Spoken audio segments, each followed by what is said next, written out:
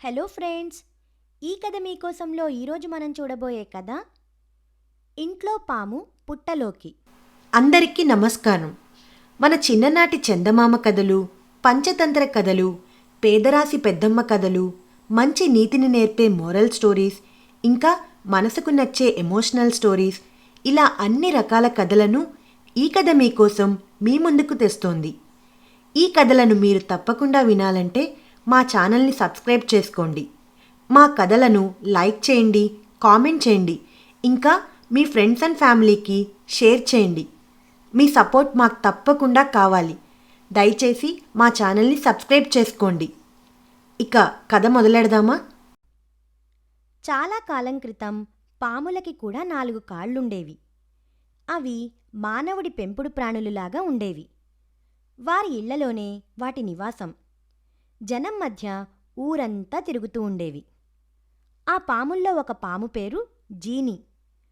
ఒకరోజు జీనీ ఉండే ఇంటి సమీపంలోని చీమల పుట్ట నుంచి చీమలరాజు జీనీ కోసం వచ్చాడు. 4 ఇళ్ల అవతల రోడ్డు పక్క ఎవరో పంచదార ఒలకబోసుకున్నారు. మా చీమల దండు ఆ పంచదారని పుట్టలోకి చేరవేసుకుందామని ఆశపడుతున్నాము. కాని బాగా ఎండగా ఉంది. నాగరాజా, నువ్వొకసారి సాయం చేస్తావా? మేము నీ వీపు మీద ఎక్కి కాళ్ళు కాలకుండా, శ్రమ లేకుండా పంచదార తెచ్చుకుంటాం అని బ్రతిమాలుతూ అడిగింది. జీనీకి జాలేసింది. సరేనంది. చీమలన్నీ జీనీపై ఎక్కాయి. వాటన్నిటినీ మోసుకుంటూ అది నడవసాగింది. దారిలో ఎండలో కాళ్ళు కాలుతూ వెళ్తున్న ఓ జెర్రీ జీనీ కంటపడింది. దానిని చూసి ముసిముసిగా నవ్వుకుంటూ పంచదార పడి ఉన్న చోటుకు చేరింది జీనీ. చీమలన్నీ ఆత్రంగా దిగి తలో పంచదార పలుకును మోసుకుంటూ తిరిగి జీనీపై ఎక్కాయి. తనలో తాను నవ్వుకుంటున్న జీనీని గమనించిన చీమలరాజు కారణం చెప్పమని కుతూహలంగా అడిగాడు. నాకు కాలిన 4 కాళ్లే కదా, కానీ పాపం ఆ జెర్రికి ఎన్ని కాళ్ళు కాలుతున్నాయో చూడు అని నవ్వింది జీనీ.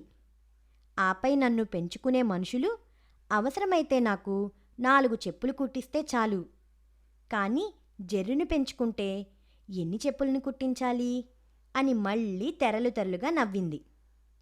తర్వాత చీమల దండుని పుట్ట దగ్గర దింపి వెళ్ళిపోయింది. చీమలరాజు వెళ్ళి జెర్రితో జరిగిందంతా చెప్పింది. జెర్రికి ఒళ్ళు మండిపోయింది. వచ్చి జీనీని నిలదీసింది. కాళ్ళు కాలుతూ నేను బాధపడుతుంటే నీకు నవ్వులాటగా ఉందా అని రుసరుసలాడింది. అది కేవలం తన తమాషా ఊహ మాత్రమేనని జీనీ నచ్చచెప్పబోయినా వినిపించుకోలేదు. పెంపుడు ప్రాణిగా సుఖంగా ఉన్నందుకే కదా మీకీ మిడిసిపాటు.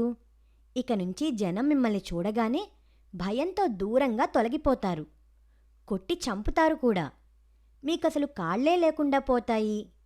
అప్పుడు ఎండలో పాకితే పొట్టంతా కాలడం అనే బాధ ఎలా ఉంటుందో మీకు తెలుస్తుంది అని చెప్పించింది. దాంతో పాములన్నీ కాళ్ళు పోయి ఇల్లు వదిలి వీధిన పడ్డాయి. చేసిన మేలును మరిచి తమకీ గతి పట్టించిన చీమలపై కోపంతో వాటిని పుట్టల్లోంచి వెళ్ళగొట్టాయి. చీమలు కట్టుకున్న పుట్టలను తాము ఆక్రమించి అందులో నివసించసాగాయి.